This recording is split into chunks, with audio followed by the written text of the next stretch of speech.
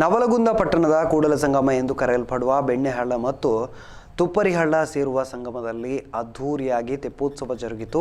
ಪ್ರತಿ ವರ್ಷದಂತೆ ಈ ವರ್ಷವೂ ಕೂಡ ಸಂಕ್ರಮಣ ಹಬ್ಬದ ದಿನದಂದು ನಡೆಯುವ ತೆಪ್ಪೋತ್ಸವ ಗಾಂಧಿ ಮಾರುಕಟ್ಟೆಯಲ್ಲಿ ಇರುವ ಪಾಂಡುರಂಗ ದೇವಸ್ಥಾನದಿಂದ ಮೆರವಣಿಗೆ ಮೂಲಕ ಆಗಮಿಸಿ ನಗರದ ಬಸವರಾಜ ಹಳ್ಳದ ಅವರ ಜಮೀನಿನಲ್ಲಿ ಇರುವಂಥ ಕೂಡಲ ಸಂಗಮ ದೇವರ ದೇವಾಲಯದಲ್ಲಿ ಪೂಜೆ ಸಲ್ಲಿಸಿ ನಂತರ ಹಳ್ಳದಲ್ಲಿ ತೆಪ್ಪೋತ್ಸವ ನಡೆಯಿತು. ನಾನಾ ಗ್ರಾಮಗಳಿಂದ ಭಕ್ತರು ಆಗಮಿಸಿ ಪೂಜೆ ಸಲ್ಲಿಸಿ ತೆಪ್ಪೋತ್ಸವದಲ್ಲಿ ಪಾಲ್ಗೊಂಡು ಕೂಡಲ ಸಂಗಮ ದೇವನ ಕೃಪೆಗೆ ಪಾತ್ರರಾದರು.